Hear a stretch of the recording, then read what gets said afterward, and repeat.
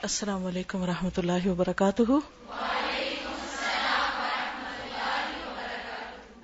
نحمده ونصلی علی رسولہ الکریم، اما بعد فاعوذ باللہ من الشیطان الرجیم، بسم اللہ الرحمن الرحیم، رب اشرح لی صدری ویسر لی امری واحلل عقدۃ من لسانی یفقہوا قولی۔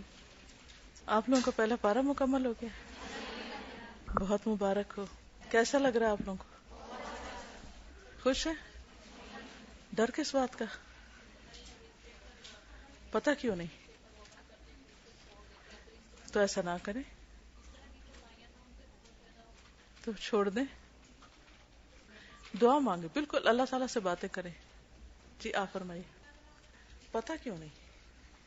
یقین نہیں اللہ پر یقین رکھیں، اعتماد رکھیں اور اچھی امیدیں رکھیں۔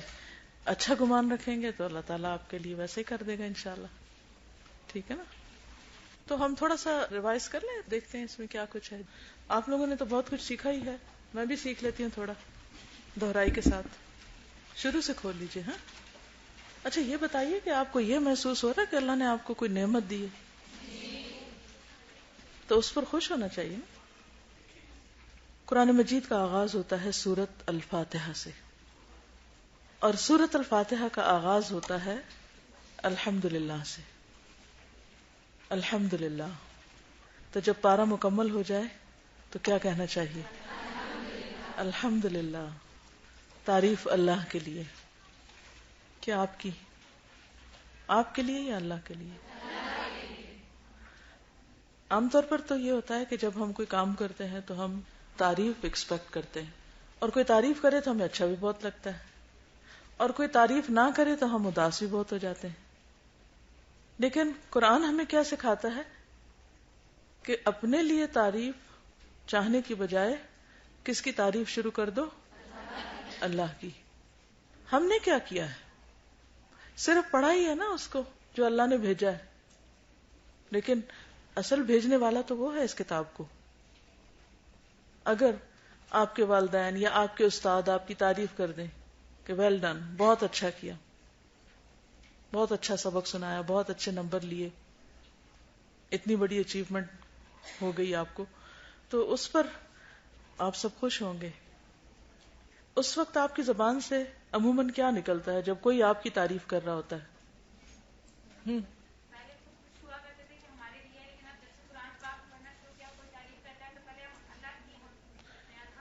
جب کوئی ہماری تعریف کرنے لگتا ہے تو ہم فوراً کیا کہنے لگتے ہیں؟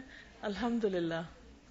کہ اصل تعریف تو اللہ کے لیے ہے کہ جس کی دی ہوئی توفیق سے میں نے یہ کام کیا، اور جس نے یہ کتاب میرے لیے بھیجی، اور پھر مجھے یہ راستہ دکھایا کہ میں نے اس کتاب کو پڑھنا شروع کیا، اور پھر مجھے یہ سمجھ میں آنے لگی۔ تو جتنا زیادہ ہم اللہ کا انعام محسوس کرتے ہیں، اتنے ہی سچے دل سے پھر اللہ کی تعریف کرتے ہیں۔ الحمدللہ۔ ایک گہرا سانس لیں،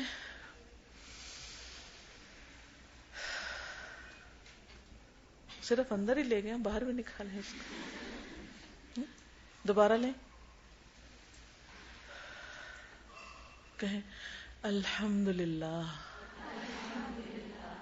کیونکہ سانس کا آنا اور جانا بھی کیا ہے؟ یہ بھی اللہ کا شکر ہے، یہ بھی نعمت ہے۔ اور جنت والے جب جنت میں پہنچ جائیں گے اپنی آخری منزل کو، تو اس وقت بھی وہ کیا کہیں گے؟ الحمدللہ۔ اور اس وقت الحمدللہ دل اور زبان سے تو کہیں گے، لیکن وہ ان کے سانسوں میں بھی جاری ہو جائے گی، یعنی خود بخود آٹومیٹیکلی ان کے اندر سے الحمدللہ کی صدا آ رہی ہوگی۔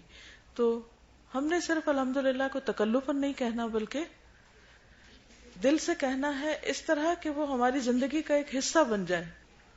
کہیں بھی کچھ ملے اور ایون کچھ نہ بھی ملے، حالات ہماری مرضی کے مطابق ہوں یا مرضی کے خلاف ہوں، تو کیا کہیں؟ الحمدللہ۔ کیونکہ بہت دفعہ چیزیں ہماری مرضی کے مطابق نہیں ہوتی تو ہم تکلیف میں آ جاتے ہیں، لیکن اگر آپ کا اللہ سبحانہ وتعالیٰ کے بارے میں اچھا گمان ہے کہ وہ میری امی سے بھی زیادہ مجھ سے پیار کرتا ہے، کتنا زیادہ؟ یہ سچی بات ہے۔ Is it true؟ ہاں، تو پھر اگر ہمیں تھوڑی سی بھی تکلیف ہوتی ہے تو ہماری تکلیف پر سب سے زیادہ پریشان کون ہوتا ہے؟ والدہ. والد بھی ہوتے ہیں مگر اصل پریشانی والدہ کو ہوتی ہے. اور آپ میں سے اگر کوئی والدہ ہے تو اس کو یہ بات اچھی طرح سمجھ آ رہی ہوگی. تو بندے کو جب کوئی تکلیف ہوتی ہے،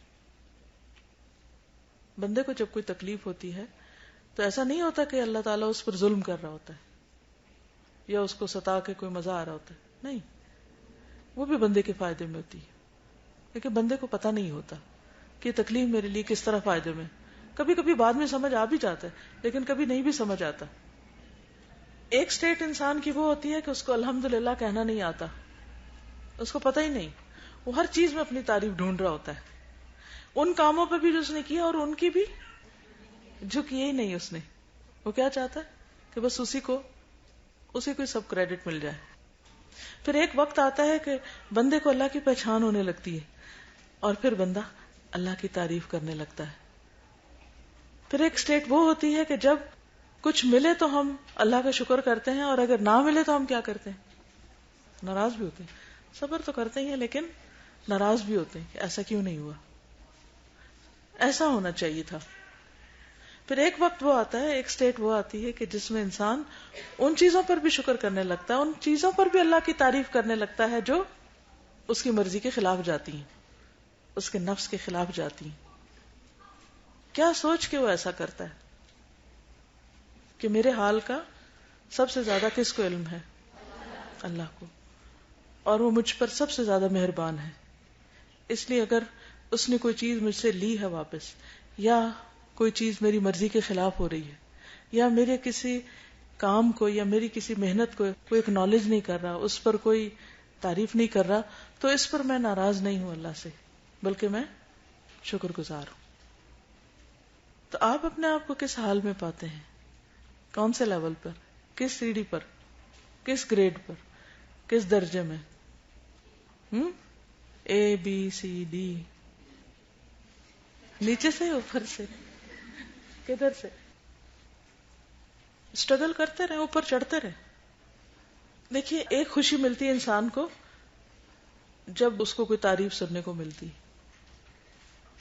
پھر ایک وقت وہ آ جاتا ہے کہ جب انسان کو اپنی تعریف پہ گھبراہٹ ہونے لگتی، وہ اچھی نہیں لگتی.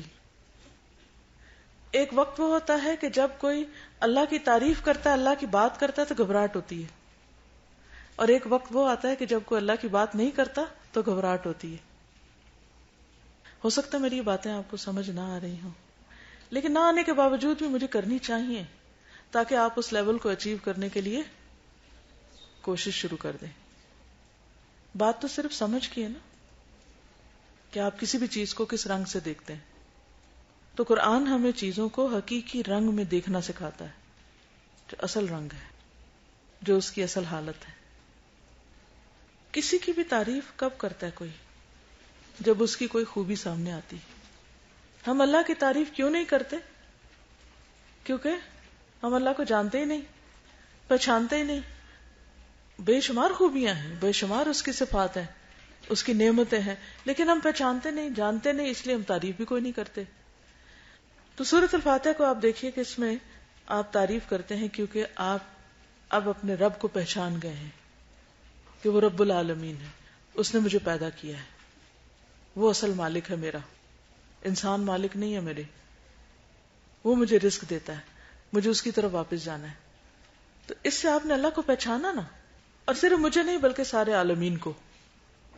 تو جب آپ اس بات پہ غور و فکر کرنے لگتے ہیں تو پھر آپ کے دل سے اللہ کی تعریف آتی. اچھا، وہ ایک چیونٹی کو بھی کھلاتا پلاتا ہے، وہ ایک مچھر کی آنکھ میں اتنے لینسز لگاتا ہے، وہ مچھر کے اوپر بھی ایک مخلوق پیدا کرتا ہے، وہ ایسی چیزیں بھی پیدا کرتا ہے جو ہم دیکھ ہی نہیں سکتے. وہ مختلف چیزوں سے انسانوں کو، جنوں کو اور فرشتوں کو پیدا کرتا ہے، کسی کو آگ سے، کسی کو نور سے، کسی کو مٹی سے. تو جتنی جتنی اللہ کی پہچان بڑھتی جاتی ہے اتنی اتنی تعریف اور شکر زیادہ ہوتا جاتا ہے. تو جب کوئی اللہ کی تعریف نہیں کرتا، اللہ کا ذکر نہیں کرتا، تو فوراً اس کے بارے میں فکر مند ہو کہ اصل بات یہ ہے کہ اس کو پہچان ہی نہیں، پتہ ہی نہیں. بعض اوقات ایسا ہوتا ہے نا کہ آپ کہیں کسی مارکیٹ میں جا رہے تھے، کسی مال میں جا رہے تھے، تو جن لوگوں کو مثلاً مختلف برانڈز کی پہچان ہوتی ہے، وہ جلدی سے اس کو کہتے واو یہ فلاں چیز یہاں رکھی ہوئی ہے اور یہ سیل پر ہے، تو اس کی جو خوشی کی حالت ہوتی ہے وہ ساتھ والوں کی تو نہیں ہوتی اور میرے جیسوں کی تو نہیں ہو سکتی، ان کو پتہ ہی نہیں ہے کیا چیز ہے. ایک دن میں کسی کے ساتھ جا رہی تھی تو ایک بیگ نظر آیا، تو نے کہا آپ کو پتہ ہے اس کی قیمت کیا ہے؟ میں نے کہا مجھے نہیں پتا. کہتے 10,000 درہم. 10,000 درہم، اس میں کیا چیز ہے؟ میں تو کبھی نہ خریدوں، مجھے تو اس میں کوئی ایکسٹرا آرڈنری چیز نظر نہیں آ رہی. تو جو لوگ اس کمپٹیشن میں پڑے ہوئے ہیں ان کی ایکسائٹمنٹ کا حال آپ دیکھیے. تو اسی طرح نیکیوں کی بھی کچھ کمپٹیشن ہوتے ہیں. اللہ تعالیٰ کو پہچاننے کا بھی ایک کمپٹیشن ہو سکتا ہے کہ کون کتنا پہچانتا ہے، اس کے بھی درجے ہو سکتے ہیں. پھر ان لوگوں کو جتنی پہچان ہوتی جاتی اس کی خوشی کا عالم کچھ اور ہی ہوتا ہے. تو زیادہ سے زیادہ اللہ کو جاننے کی کوشش کیجیے، اس سے آپ دنیا میں بھی خوش رہیں گے، آخرت میں بھی. اللہ کو جاننے کے لیے اللہ کی صفات کا علم ہونا ضروری ہے. انشاءاللہ میں نے ایک تہیہ کیا، ایک اپنے ساتھ عہد کر کے آئی ہوں کہ میں جلد ہی اللہ کے پیارے پیارے نام پڑھاؤں گی انشاءاللہ. اللہ کی صفات، جب وہ صفات جتنی گہرائی سے انسان دیکھتا ہے نا ان کو، اتنا زیادہ اللہ سے پیار ہوتا ہے. ان صفات کو صحیح معنوں میں جانے بغیر آپ اللہ کو پہچان ہی نہیں سکتے. جب اللہ کو پہچانتے ہی نہیں تو آپ پہلی آیت کے پہلے حصے پہ بھی عمل نہیں کر سکتے. تبھی آپ کہہ رہے تھے نا ہم نے اتنا تو پڑھ لیا ہے، پتہ نہیں عمل کر سکتے ہیں یا نہیں، اور عمل مشکل ہے. اصل بات یہ ہے کہ عمل کے لیے علم کی ضرورت ہے، اور علم میں سب سے پہلا علم کون سا ضروری ہے؟ خالق کے بارے میں جاننا. اگرچہ قرآن پاک میں اللہ سبحانہ وتعالیٰ کی بے شمار صفات بیان ہوئی ہیں، لیکن ہم عام طور پر ان پر پوری طرح غور و فکر نہیں کرتے.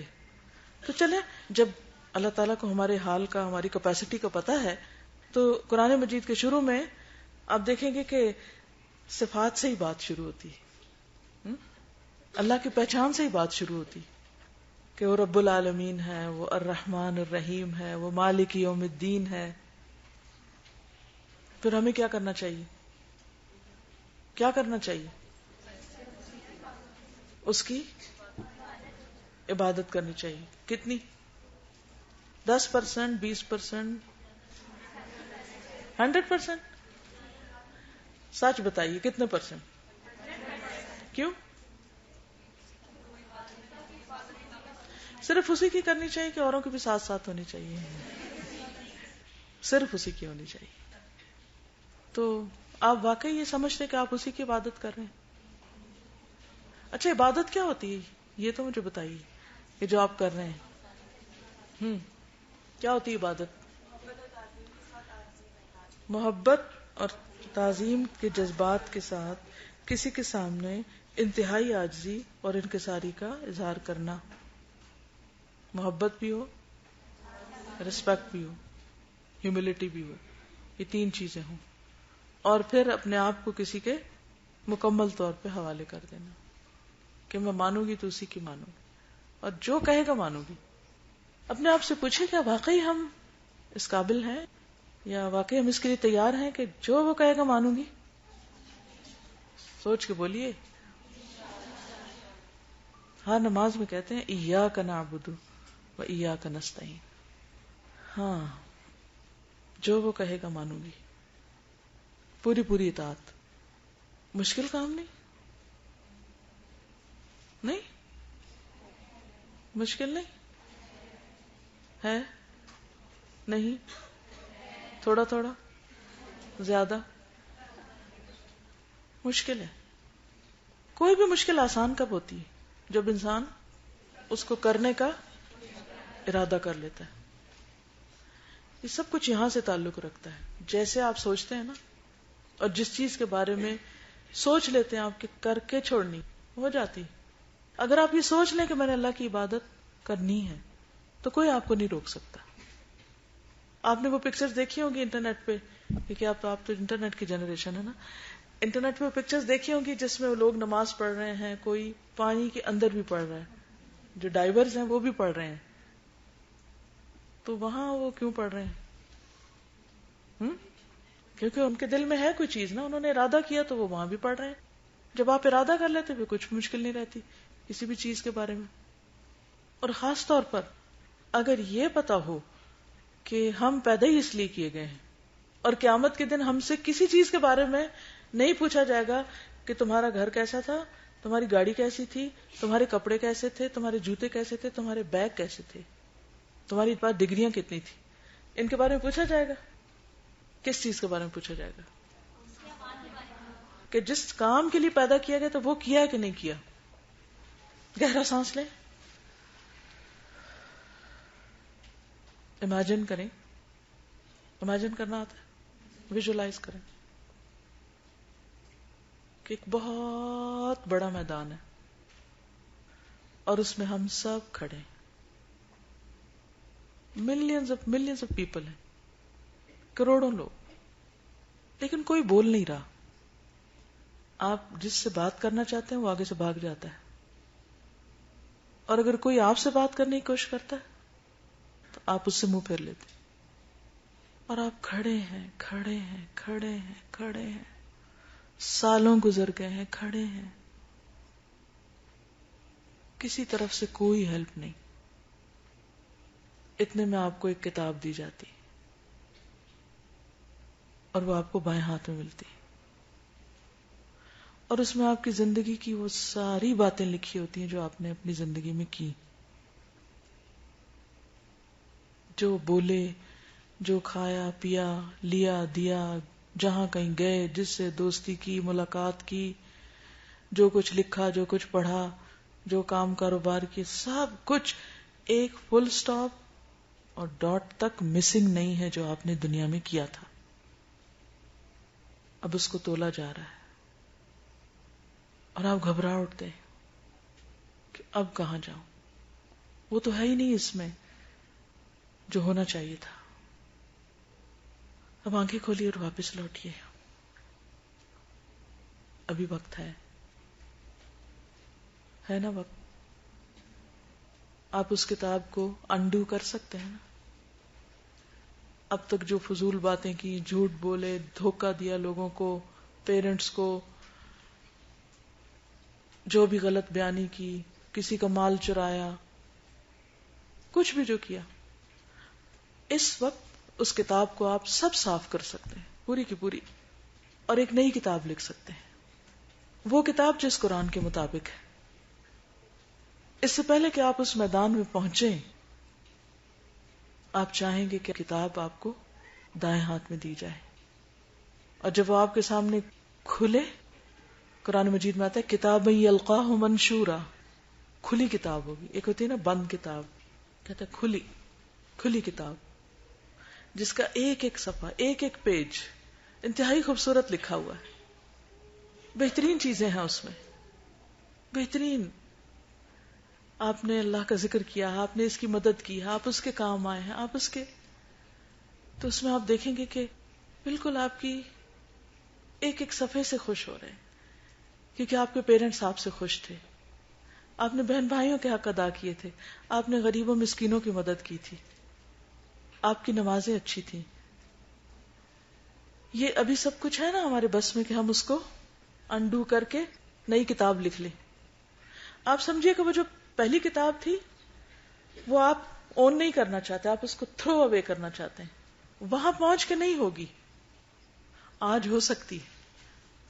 اسٹارٹ اے نیو لائف، نئی کتاب لکھیں، پھاڑ دیں پچھلی کو، پھینک دیں اس کو، مجھے وہ نہیں چاہیے. کیونکہ وہ دن ہوگا کہ جس میں کوئی بھی کسی کو نہیں پوچھے گا، ماں بھی نہیں پوچھے گی اپنے بچے کو، کوئی دوست کسی کے کام نہیں آئے گا، مال بھی کام نہیں آئے گا. انسان چاہے گا پوری دنیا بھر سونا لے کے بدلے میں دے دے، وہ بھی نہیں لیا جائے گا، اور فیصلہ صرف ایک ہستی کے ہاتھ میں ہوگا، اور وہ اللہ رب العزت ہے، مالک یوم الدین. یہ یوم الدین کی بات میں کر رہی تھی جس میں ہم سب کھڑے تھے، اور ایک دن کھڑے ہونا ایسے بالکل تنہا، اکیلے، اور اس کا مالک صرف ایک ہے، ایک، اور وہ ہے اللہ. اگر وہ راضی نہیں تو دنیا میں جو کچھ بھی کمایا سب بیکار ہے، اور اگر وہ خوش ہے ہم سے، کچھ بھی کھو گیا کوئی نقصان نہیں. تو اس لیے ہم سب اس بات کو ضرور اپنے سامنے رکھیں کہ ہم پیدا ہی اس لیے کیے گئے کہ اللہ کی عبادت کریں. اس دفعہ جب آخری جمعۃ الوداع تھا، اس میں ایک بہت ہی خوبصورت خطبہ تھا حرم مکی سے. اللہ تعالیٰ نے سننے کا موقع دیا اور میں اول سے آخر تک صرف رو رہی تھی سن کے. تھا قرآن مجید کے بارے میں، اور قرآن مجید فیوریٹ کتاب ہے اور زندگی کی محبوب ترین چیز ہے. لیکن جب کسی اور کے منہ سے اس کا ذکر سنتے ہیں نا، مثلا آپ کا اپنا بچہ ہوتا ہے، آپ کو اچھا لگتا ہے، آپ اس کی تعریف کرتے ہیں، لیکن اگر کوئی آپ کے بچے کی تعریف کرے تو وہ تعریف زیادہ اچھی لگتی ہے نا. نبی صلی اللہ علیہ وسلم سب سے زیادہ اچھا خوبصورت قرآن پاک پڑھتے تھے، لیکن آپ کو پسند تھا کہ کوئی آپ کو پڑھ کے سنائے، تو اسی لیے آپ اپنے صحابہ سے کہتے تھے کہ پڑھ کے سناؤ. تو جب آپ کی محبوب ترین چیز کا تذکرہ آپ کسی کی زبان سے سنتے ہیں تو ایک اور ہی لطف آتا ہے. تو اس میں انہوں نے مقصد زندگی پہ بات کی، قرآن پہ بات کی، اور اس میں ایک مثال دی، انہوں نے ایک واقعہ بتایا، اور یہ سچا واقعہ تھا. انہوں نے اس کو ریفرنس بھی بتایا. ایک شخص گائے پہ سوار ہو کے جا رہا تھا، کہیں گائے پہ سوار ہو، سمجھ آ رہی، کاؤ پہ چڑھا ہوا تھا، تو وہ اس کو چلا رہا تھا، تو اس کی سپیڈ تو بہت سلو تھی. گائے زیادہ سے زیادہ کتنا چل سکتی، تو اس نے اس کو مارا. تو وہ آگے سے بولی، ما خلقنا لہذا، ہم اس کام کے لیے پیدا نہیں کیے گئے. کیا مطلب؟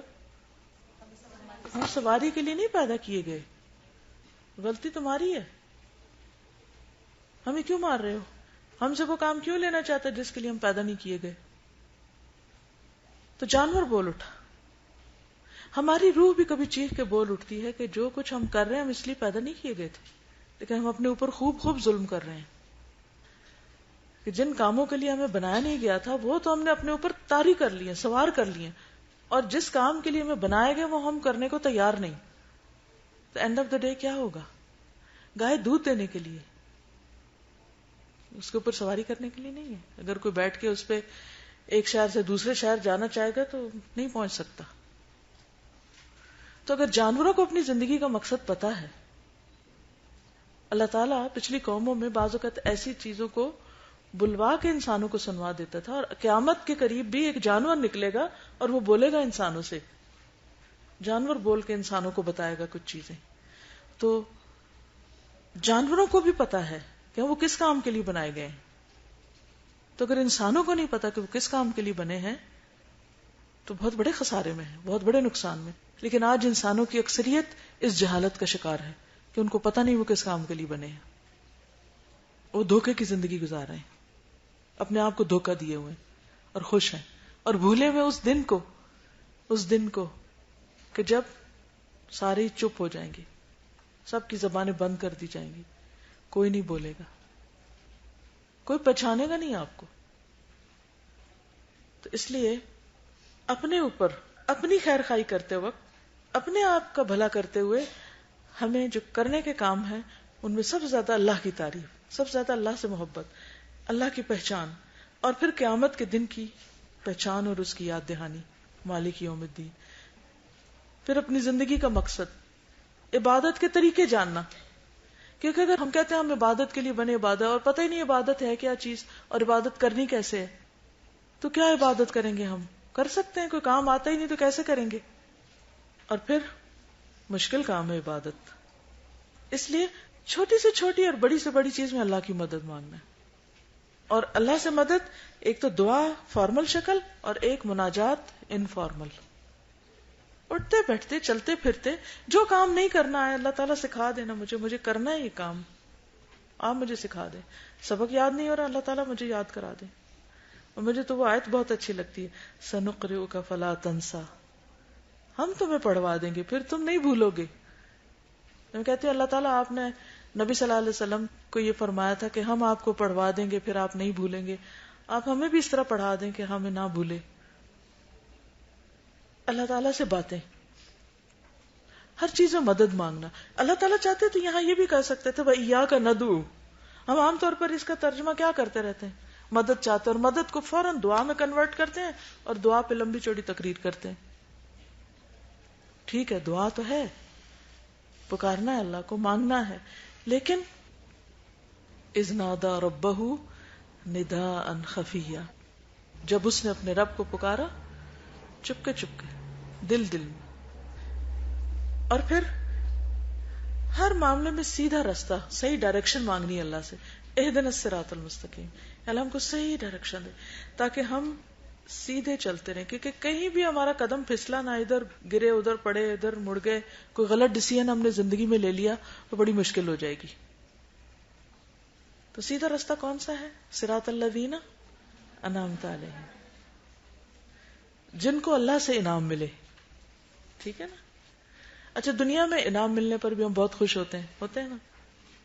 ایک انعام ہوتا ہے جو آپ کو اپنے پیرنٹس سے ملتا ہے، ایک ٹیچر سے ملتا ہے، پھر آپ مثلا اسکول ٹاپ کرتے ہیں تو آپ کو اسکول والے دیتے ہیں، پھر آپ بورڈ ٹاپ کرتے ہیں، پھر آپ کسی کنٹری میں ریکارڈ بریک کرتے ہیں، پھر ورلڈ ریکارڈ بریک کر رہے ہوتے ہیں. تو پھر جس لیول کا آپ کا کارنامہ ہوتا ہے اسی لیول کا آپ کا انعام ہوتا ہے. ایسے ہی ہوتا ہے نا. اور ایک یہ ہے کہ آپ کو آخرت کے دن اللہ سے انعام ملے گا، اور سب سے بڑا انعام ہے وہ کس کے لیے؟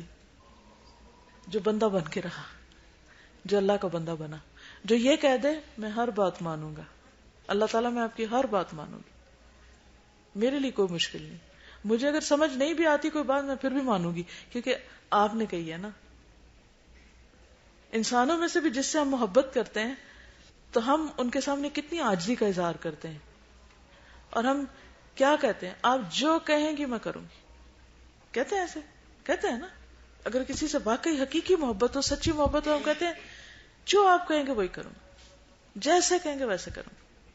کیونکہ یہ انسان کے اندر پروگرامڈ ہے یہ بات. انسان اس لیے چونکہ بنا ہے کہ وہ اپنے آپ کو کسی کے لیے سرنڈر کر دے، سبمٹ کر دے، حوالے کر دے، اور وہ بس وہ کرے جو دوسرا اس سے کہے. اگر ہم اللہ کے لیے نہیں کرتے پھر ہم بندوں کے لیے کر رہے ہوتے ہیں، بندوں کے غلام بنے ہوئے ہوتے ہیں. ہاں، بندوں کے لیے بھی کرنا ہوتا ہے، مگر وہ جو اللہ نے کہا وہ بھی اللہ ہی کا حکم ہوتا ہے. جاؤ پیرنٹس کے ساتھ کندھے جھکا کے بات کرو، اکڑ کے نہیں کرنی. تو ہم بظاہر پیرنٹس کے آگے جھک رہے ہوتے ہیں، لیکن دراصل کس کے آگے جھک رہے ہوتے ہیں؟ اللہ کے آگے، کیونکہ اللہ نے ہمیں کہا کہ پیرنٹس کے آگے وَخْفِضْ لَهُمَا جَنَاحَ الذُّلِّ مِنَ الرَّحْمَةِ. ہم کسی کی رسپیکٹ کر رہے ہوتے ہیں، مثلا اپنے کسی عمر میں بڑے کی، یا کسی استاد کی، یا کسی بھی جس کو اللہ نے عزت دی. جیسے حدیث میں آتا ہے نا اذا جاءکم کریم قوم فاکرموہ، جب تمہارے پاس کسی قوم کا معزز شخص آئے تو تم اس کو عزت دو. ٹھیک ہے. اچھا، جب ہم اس کی کر رہے ہوتے ہیں تو بظاہر ایسے لگتا ہے جیسے شاید ہم بعض اوقات نفس پہ بھاری بھی ہوتا ہے. کیوں کریں؟ وائے بھئی اللہ نے کہا اس لیے کر رہے ہیں. ٹھیک ہے. مہمان کی عزت کرو، کیوں کریں؟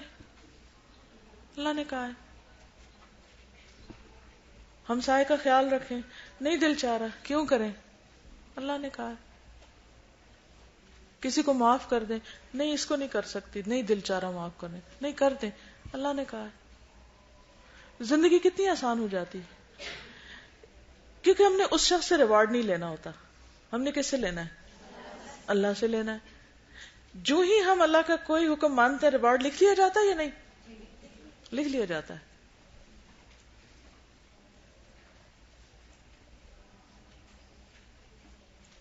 اور وہ کہاں ملے گا آپ کو ریوارڈ؟ وہ جو آپ نے اپنی نئی کتاب لکھنی ہے نا، اس کے اندر وہ سب کچھ لکھا جا رہا ہے، لکھا جا رہا ہے، لکھا جا رہا ہے. اور قیامت کے دن جب آپ کو رائٹ ہینڈ میں ملے گا، وہ دراصل آپ کا وہ چیک ہے جو آپ نے وہاں جا کے کیش کرنا ہے. اس کے اگینسٹ آپ کو جنت کا ٹکٹ دے دیا جائے گا. گو انشاءاللہ. اور وہ اس لیے نہیں آپ نے سارے اچھے کام کیے تھے کہ جنت ہی لینی ہے، وہ اس لیے کیے تھے کہ اللہ خوش ہو، اللہ راضی ہو. اور اللہ جس سے راضی ہو جائے، کیونکہ جنت کسی کو عمل کے بدلے میں نہیں ملتی، لیکن عمل کرنے سے اللہ خوش ہوتا ہے، اور اللہ خوش ہوتا ہے تو وہ پھر انسان کو خوش کر دیتا ہے، وہ اپنے بندے کو خوش کر دیتا ہے. تو کن کو انعام ملتا ہے؟ جو کیا کرتے ہیں؟ علم بھی حاصل کرتے ہیں اور اس پر عمل بھی کرتے ہیں. پھر دوسرا گروپ وہ ہے جن کے اوپر اللہ ناراض ہوتا ہے بہت زیادہ. وہ کون ہے؟ جو علم تو رکھتے ہیں مگر عمل نہیں کرتے. اور تیسرا وہ ہیں جو لاسٹ ہیں، نہ علم ہے نہ عمل ہے، شعور ہی نہیں ہے. پھر سورۃ البقرہ میں بھی یہی ہے کہ عمل کرنے والے لوگوں کی جو کوالٹیز بتا دی گئی ہیں، اللہ کا حق دیتے ہیں ایمان لا کر، نماز قائم کر کے، بندوں کا حق دیتے ہیں شیئرنگ اینڈ کیئرنگ کے ساتھ، رزق خرچ کرتے ہیں، صلاحیتیں خرچ کرتے ہیں، اور پھر آخرت کو بھی مانتے ہیں. تو اللہ تعالیٰ ان کو سرٹیفکیٹ دیتے ہیں اولئک علی ھدی من ربہم. چیک لسٹ بنا دی ہے جن کے اندر یہ ساری کوالٹیز ہیں، یہ ہدایت پر ہے، سیدھے رستے پر ہے. وَأُولَئِكَ هُمُ الْمُفْلِحُونَ، اور یہی لوگ کامیاب ہونے والے ہیں. ٹھیک ہے، تو اپنا چیک لسٹ کو ذرا چیک کر لیجئے. پہلی 5 آیتیں سورۃ البقرہ کی. ہم نے ہدایت مانگی تھی تو اللہ تعالیٰ نے کیا دیا ہم کو؟ کیا کرو؟ ہدایت چاہیے تو کیا کرو؟ کتاب لے لو. ٹھیک ہے، ذالک الکتاب. ایک کوشچن ہے کہ کیا یہ ممکن ہے کہ ایک چیز مانگنے کے بعد انسان پھر بیٹھ رہے اور وہ آسمان سے چھت پھٹے اور نیچے گرے؟ ہوتا ہے ایسے؟ کیا کرنا پڑتا ہے؟ آپ کو بھوک لگی ہے، آپ کہتے ہیں کھانا چاہیے کھانا چاہیے کھانا چاہیے، تو بیٹھے رہتے کرسی پہ، کھانا کھانا کھانا کھانا، تسبیح کھانے کی آ جاتا ہے کھانا. کیا کرتے ہیں؟ کوئی بھی چیز آپ سوچیے، ٹھیک ہے، کوئی بھی چیز جو آپ کو پسند ہے، جو آپ کو چاہیے. آپ ہر روز ہر نماز میں کہتے اہدنا الصراط المستقیم، اللہ تعالیٰ سیدھا رستہ چاہیے، سیدھا رستہ چاہیے، سیدھا رستہ چاہیے. یہی کہتے ہیں نا؟ کون کون کہتا ہے؟ کیا کہتے ہیں؟ یہی کہتے ہیں. اوکے، کہتے رہیں کہتے رہیں کہتے رہیں کہتے رہیں، مل جائے گا. ایسے کوشش کرنی پڑے گی. کیا؟ وہ چیز پڑھنی پڑے گی جس سے ہدایت ملے گی، اور وہ کیا ہے؟ ذالک الکتاب لا ریب فیہ. لیکن ہدایت کس کو ملتی ہے؟ کتاب تو مل گئی، ہدایت کس کو ملے گی؟ جو اللہ سے ڈرے گا. جو اللہ سے ڈرے گا وہ کیا کرے گا؟ سب سے پہلے اللہ پر ایمان لائے گا. یؤمنون بالغیب. ٹھیک ہے نا؟ وہ اللہ کو، اللہ کے رسول کو، وحی کو، فرشتوں کو، آخرت کو، جنت، دوزخ، ان سب چیزوں کو مانے گا. پھر کیا کرے گا؟ نماز قائم کرے گا. اب چیک لسٹ اپنی چیک کرتے جائیں اپنے آپ کو. ٹھیک ہے، پھر کیا کرے گا؟ بندوں کا بھی خیال رکھے گا. صرف نمازیں نہیں پڑھے گا، بندوں کا بھی خیال رکھے گا، ان کے اوپر خرچ کرے گا. اور کیا کرے گا؟ سب کتابوں کو مانے گا. اور کیا کرے گا؟ آخرت پر ایمان رکھے گا. اچھا، آخرت کی ذکر تو غیب کے اندر بھی ہو گیا، لیکن یہاں پر یقین کی بات ہے. یقین کیا چیز ہوتی ہے؟ یعنی جس میں کسی قسم کا کوئی شک ہے ہی نہیں، پکی بات ہے. ٹھیک ہے، یہ جو بات تھی نا شیئرنگ اینڈ کیئرنگ کی، اس کے بارے میں عام طور پر ہم بے خبر ہوتے ہیں، غافل ہوتے ہیں. لیکن ہمارے پاس جو کچھ بھی ہے، چاہے نالج ہے، چاہے عقل ہے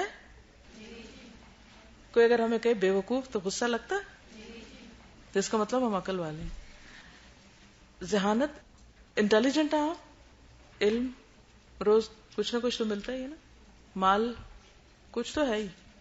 تو اللہ نے متقی لوگوں پر لازم کیا ہے کہ جو ان کے پاس ہے وہ صرف اپنے لیے نہ رکھیں، اس کو شیئر کریں. جو ہم ان کو دیں وہ اس میں سے دیں. ٹھیک ہے، دینے والے انسٹنٹ ریوارڈ پاتے ہیں، دنیا میں ہی پا لیتے ہیں. سب سے پہلے کس شکل میں؟ خوشی، گریٹیفیکیشن کا جو احساس ہوتا ہے، اور ایک سکون، اطمینان. انگزائٹی چلی جاتی، ڈپریشن چلا جاتا ہے، خوف چلا جاتا ہے، غم چلا جاتا ہے. تو یہ ایک چھوٹی سی کہانی میں آپ کو سناتی ہوں. These are successful people. وہ 75 سال کے بابے تھے، ان کے 80% دانت گر چکے تھے، کانوں سے انہیں آوازیں نہیں آتی تھی، وہ سونگھنے، چکھنے اور چھونے کے حصوں سے محروم ہو چکے تھے. آپ کو پتا نہیں کہ جب جو انسان بوڑھا ہوتا جاتا ہے نا تو اس کے سینسز، ریفلیکسز ویک ہوتے جاتے ہیں، اور پھر اس کی زبان کا ٹیسٹ بھی ختم ہوتا جاتا ہے، پھر آہستہ آہستہ آگے چلتا جاتا ہے معاملہ. ان کے دونوں گھٹنوں میں بھی درد رہتا تھا، ان کی بینائی سے یکسوئی بھی ختم ہو چکی تھی، اور ان کے پورے جسم میں ایک راشا اور لرزہ بھی طاری تھا. وہ 5 برس سے صاحب فراش تھے. کیا مطلب؟ بستر پر لیٹے ہوئے تھے. یہ 5 برس انہوں نے گھر پر گزار دیے. سردیاں آتی تھی تو نوکر ان کو کرسی دھوپ میں رکھ دیتے تھے، وہ سارا دن لان میں بیٹھ کر اونگتے رہتے. گرمیوں میں وہ اے سی کے سامنے بیٹھ جاتے. باہر کے موسم میں ان کے کمرے کی کھڑکیاں کھول دی جاتی اور وہ شیشے کے پاس بیٹھ کر کیاریوں میں لرزتے کانپتے پھول دیکھتے رہتے. ان کی اہلیہ کو ساتھ چھوڑے 10 برس ہو چکے تھے، فوت ہو گئی تھی بیوی. ان کے بچے سعادت مند تھے لیکن اپنے اپنے کاروبار میں مصروف تھے، اور ان کے پاس بابا جی کے لیے وقت نہیں تھا. وہ بھی اپنے بچوں کی مجبوریوں کو سمجھتے تھے. ان کا اپنا فلسفہ تھا، کاروبار اس وقت تک کاروبار نہیں بنتا جب تک انسان پوری طرح اس میں جذب نہ ہو جائے. وہ جانتے تھے کسی اچھے اور کامیاب بزنس مین کے پاس فیملی، دوست، احباب اور ماں باپ کے لیے وقت نہیں ہوتا. وہ خود شاید اسی طرح انہوں نے زندگی بسر کی ہوگی، اللہ عالم. تو ان کو پتا تھا کہ کامیاب انسان کے لیے دوسروں کے لیے وقت نہیں ہوتا. چنانچہ وہ اپنے بچوں سے کبھی شکوہ نہیں کرتے تھے، لیکن ان کے دل میں کسی نہ کسی جگہ زندگی سے شدید نفرت اور شکایت بھی موجود تھی. وہ اکثر سوچا کرتے تھے انہوں نے 70 سال تک ایکٹیو زندگی گزاری. انہوں نے ایک چھوٹی سی دکان کو 6 فیکٹریوں اور 3,112 روپے کے اکاؤنٹ کو 2 ارب 80 کروڑ 40 لاکھ 390 روپے کے بینک بیلنس میں بدل دیا تھا. ٹھیک ہے، یعنی بہت کچھ تھا ان کے پاس. لیکن پھر جو ہی ان کی زندگی نے 70 سال کی دہلیز پہ قدم رکھا، ان کی ساری ایکٹیویٹی یکدم ختم ہو گئی اور وہ بیکار ہو کر گھر بیٹھ گئے. کیوں؟ وہ اکثر سوچا کرتے تھے اگر قدرت کو ان کی مزید ضرورت نہیں تو پھر وہ کیوں زندہ ہے، وہ مر کیوں نہیں جاتے. انہیں ان سوالوں کا کوئی جواب نہیں ملتا تھا. لیکن پھر پچھلے دسمبر کی دھوپ آئی، وہ لان میں بیٹھے عصر کے وقت انہوں نے آسمانوں کی طرف دیکھا اور اپنے اللہ سے پوچھا، پروردگار میں کیوں زندہ ہوں؟ یہ وہ وقت تھا جب گمان اللہ کا جواب بن کر ان کے دل پر اترا. انہوں نے خوشی سے ہاتھ بھینچے، اللہ اکبر کا نعرہ لگایا اور سہارے کے بغیر اپنے قدموں پہ کھڑے ہو گئے. ان کی نئی زندگی کا پہلا دن تھا. ٹھیک ہے، ان کی نئی زندگی کا پہلا دن تھا. کیا ہوا ہوگا 75 سال کے بعد ایک انسان دوبارہ ایک نئی زندگی شروع کرتا ہے؟ کیسے؟ وہ اگلی صبح اٹھے، شیو بنائے، سوٹ پہنا، خوشبو لگائی، ڈرائیور کے ساتھ دفتر پہنچ گئے. دفتر میں انہیں دیکھ کے سب لوگ حیران ہو گئے. انہوں نے دفتر میں ایک چھوٹا سا کیبن لیا، اس میں بیٹھے اپنے ذاتی اکاؤنٹ کی ڈیٹیلز مانگی. ان کے اکاؤنٹ میں 22 کروڑ روپے تھے. انہوں نے کمپنی کے انجینئرز کو بلوایا، ٹھیکیداروں اور نقشہ بنانے والوں کو طلب کیا اور شہر کے مضافات میں ایک چھوٹی سی فیکٹری لگانے کا حکم دے دیا. یہ فیکٹری ایسی جگہ لگائی جا رہی تھی جہاں کچی آبادیوں کی بھرمار تھی، جہاں بجلی، سیوریج، ٹیلی فون، گیس نہیں تھی، جس جگہ سڑک بھی نہیں تھی. بابا جی کا یہ فیصلہ بم بن کر گرا اور کمپنی کے عہدیداروں کے سمیت ان کے سارے بچے بھی پریشان ہو گئے کہ یہ کیا ہونے لگا ہے. ان لوگوں کا خیال تھا بابا جی سٹھیا گئے. یہ بات زیادہ غلط نہیں تھی کیونکہ پوری دنیا میں فیکٹریاں لگانے کے چند پکے اصول ہیں. دنیا کا ہر صنعت کار ایسی جگہ فیکٹری لگاتا ہے جہاں سڑک ہو، بجلی، گیس، ٹیلی فون اور سیوریج لائنیں موجود ہوں، جہاں کے لوگ مہذب ہوں. پاکستان جیسے ممالک میں صنعت کار کچی آبادیوں کے قریب سرمایہ کاری نہیں کرتے کیونکہ وہاں سیکیورٹی، لا اینڈ آرڈر کی سہولتوں کا فقدان ہوتا ہے. یہ تینوں چیزیں سرمایہ کاری کی دشمن ہیں. بابا جی نے خود بھی زندگی بھر ان اصولوں کا خیال رکھا تھا. وہ کبھی گیلی زمین پہ پاؤں نہیں رکھتے تھے. گیلی زمین پہ پاؤں رکھنے کا مطلب ہے کہ سلپ ہونا. انہوں نے محفوظ جگہوں پر سرمایہ کاری کی تھی. چنانچہ ایک ایسا شخص جسے لوگ زیرک اور چالاک سمجھتے ہوں اگر اچانک اپنے اصولوں کی خلاف ورزی کرنے لگے اور 22 کروڑ روپے جیسی رقم بے وقوفی کے تنور میں ڈال دے، یقیناً لوگ اس کی ذہنی حالت کے بارے میں شک کریں گے. لہٰذا لوگ بابا جی کی ذہنی حالت کے بارے میں بھی خدشات کا شکار ہو گئے. میں بابا جی اور ان کے بیٹے کا مشترکہ دوست تھا جو یہ کالم نگار ہے. بابا جی میری بہت عزت کرتے تھے. وہ بیٹا میرے پاس آیا، مجھے کہانی سنائی اور کہا کہ تم بابا جی کو سمجھاؤ کہ ایسا نہ کریں. میں اگلے دن بابا جی کے پاس حاضر ہو گیا. بابا جی نے بڑے صبر سے میرے سارے اعتراضات سنے اور آخر میں ایک بلند و بانگ کہکا لگایا.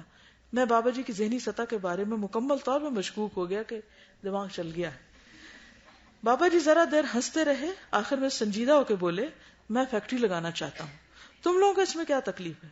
میں نے عرض کیا 2 بڑی تکلیفیں. وہ بولے کیا؟ میں نے جواب دیا اول آپ کے کام کرنے کی عمر نہیں، دوم آپ غلط جگہ سرمایہ کاری کر رہے ہیں. انہوں نے کہکا لگایا اور مجھ سے 2 سوال پوچھے. انہوں نے پوچھا اگر میں کام کرنے کے قابل نہیں تو پھر میں زندہ کیوں ہوں؟ It's a very important sentence. اگر میں کام کرنے کے قابل نہیں تو میں زندہ کیوں ہوں؟ زندگی کا کوئی مقصد تب اللہ نے زندہ رکھا ہوا نا، لیٹنے کے لیے تو نہیں پیدا کیا گیا. میں نے ان کے سوال کا جواب دینے کی کوشش کی لیکن مجھ سے کوئی خاص جواب نہ بن پایا. انہوں نے دوسرا سوال پوچھا انسان کو زندگی گزارنے کے لیے کتنا سرمایہ چاہیے، کتنے پیسے چاہیے؟ میں نے اس کا جواب دینا شروع کر دیا. ہم دیر تک انسانوں کی مختلف ضرورتوں اور ان ضرورتوں پر آنے والے خرچ کا تخمینہ لگاتے رہے. ہم نے 1 گھنٹے میں سارا ایسٹیمیٹ لگایا. پاکستان جیسے ملک میں مڈل اور اپر مڈل کلاس کا ایک شخص ذاتی زندگی پر اوسطاً 70 سے 80 لاکھ روپے پوری زندگی میں خرچ کرتا ہے، کھانا پینا وغیرہ وغیرہ. بابا جی مسکرائے اور انہوں نے پوچھا اس کا مطلب ہے اگر اللہ تعالیٰ کسی انسان کو 80 لاکھ روپے سے زیادہ رقم دیتا ہے تو یہ زائد سرمایہ ہے، یہ ایکسٹرا ہے. میں نے ہاں میں سر ہلا دیا. وہ بولے اللہ تعالیٰ کا حکم ہے جو چیز تمہاری ضرورت سے زائد ہو اللہ کی راہ میں خرچ کر دو. میں حیرت سے ان کی طرف دیکھنے لگا. وہ بولے اب تم ایک اور پہلو بھی دیکھو، اللہ تعالیٰ ہمیں زندگی گزارنے کے لیے بے شمار صلاحیتیں دیتا ہے. وہ ہمیں جسم، دماغ اور روح دیتا ہے. وہ ہمیں ویژن، سوچ اور حوصلہ دیتا ہے. وہ بعض لوگوں کو بعض لوگوں کے مقابلے میں زیادہ جرت، بہادری، ذہانت اور معاملہ فہمی دیتا ہے. بعض لوگوں کو 1 روپے سے 10,000 روپے کمانے کا ہنر دیتا ہے. یہ سارے ہنر، یہ ساری صلاحیتیں بعض اوقات ہماری ضرورت سے زائد ہوتی ہیں، ہم ان کو لگا چکتے ہیں پھر بھی بچ جاتی ہیں. میں خاموشی سے سنتا رہا. وہ بولے اللہ تعالیٰ ہمیں زندگی بھی بخشتا ہے اور بعض اوقات ہماری یہ زندگی بھی ہماری ضرورت سے زائد ہوتی ہے. ہم اپنے سارے کام کر چکے ہوتے ہیں، ہم پیدا ہوئے، ہم نے پڑھا لکھا، شادی کی، بچے پیدا کیے، ان کی شادیاں کر دی، ان کو کاروبار لگا دیے. اب ہماری یہ جو زائد زندگی ہے یہ کیا ہے؟ یہ فالتو نہیں ہے، یہ بھی کسی کام کی ہے. کیونکہ عام طور پر لوگ کیا سمجھتے ہیں زندگی کا مقصد؟ ڈگری لینا، ڈگری لے لی، شادی کرنا، شادی ہو گئی، بچے ہونا، بچے ہو گئے، ان کو پالنا بڑا کرنا، وہ بھی ہو گئے، شادیاں کرنا، وہ بھی ہو گئے، پھر ان کے بچے ہو گئے، سب کچھ ہو گیا. بزنس بھی اتنا ہو گیا کہ اب اتنا ہے کہ بیٹھ کے کھا سکتے ہیں، اب کچھ کرنے کو نہیں.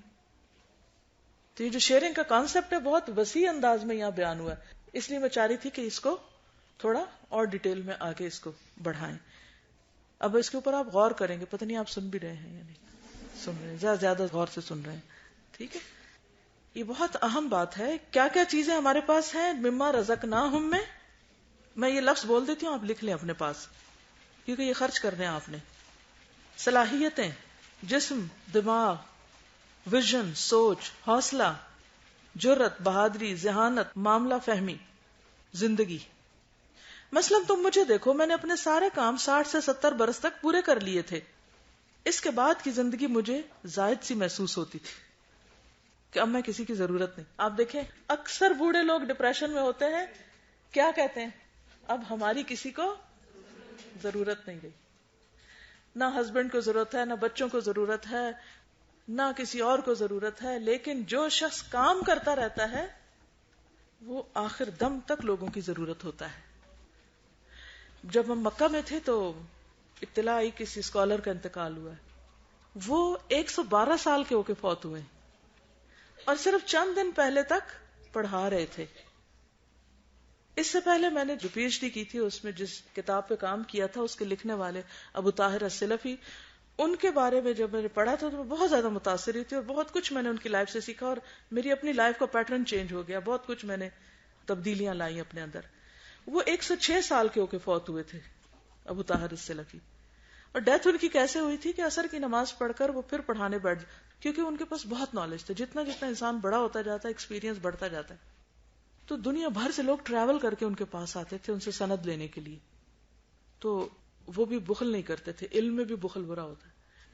یہ ان اسکالر کے بارے میں بھی بتایا گیا کہ ان کے دروازے طالب علموں پہ ہر وقت کھلے رہتے تھے.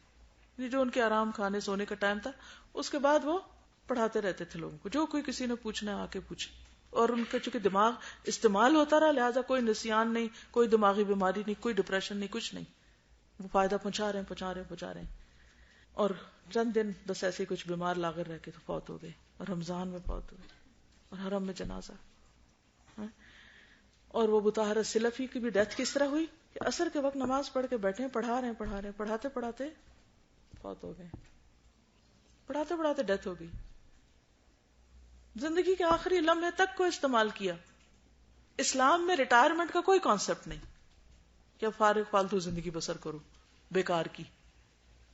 تو کہاں کوئی جوانی فارغ گزارے اللہ باتوں میں اللہ میں، اور کوئی کہے جی ابھی تو تمہارے کھیلنے کے دن ہیں اور ابھی تو تم پڑھنے میں کیوں پڑ گئی ہو، اور یہ کوئی عمر ہے قرآن پڑھنے کی، اور ابھی سے تم اتنی سنجیدہ ہو گئی ہو.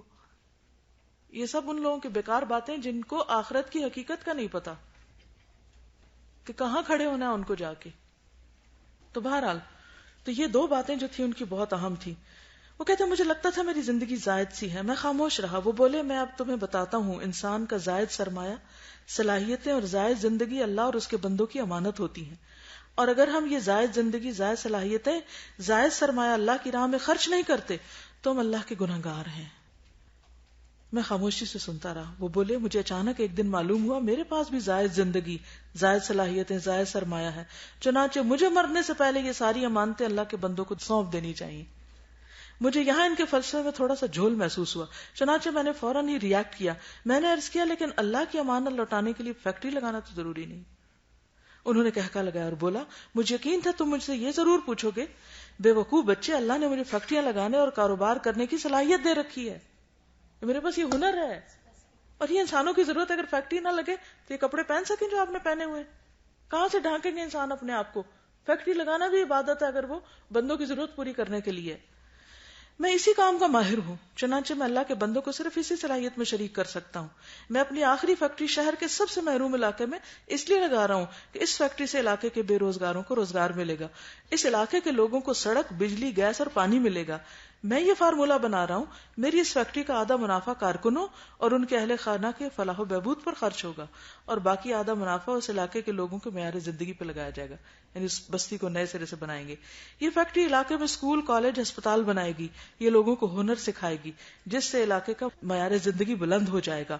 وہ خاموش ہو گئے، میں بھی خاموشی سے ان کی طرف دیکھتا رہا. وہ ذرا دیر رک کر بولے ہمیں فلاح کے صرف وہ کام کرنے چاہیے جس کی اللہ نے ہم کو صلاحیت دے رکھی ہے. ماہر تعلیم کو تعلیم، صنعت کار کو صنعت، ڈاکٹر کو طب، دکاندار کو دکان، قلم کار کو قلم کا صدقہ دینا چاہیے. ہم سب لوگوں کو اللہ کی دی ہوئی صلاحیتوں، زندگی اور سرمایہ کا صدقہ دینا چاہیے. دکاندار کو آخری دکان صدقہ سمجھ کے بنانی چاہیے.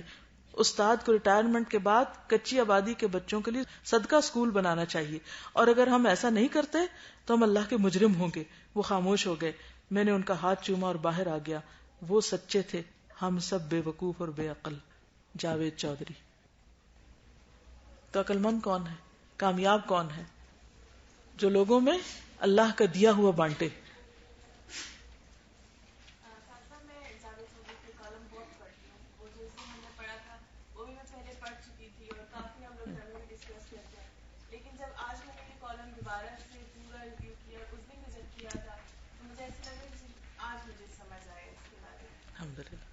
اللہ کرے کہ ہم عمل کر سکیں، ٹھیک ہے نا.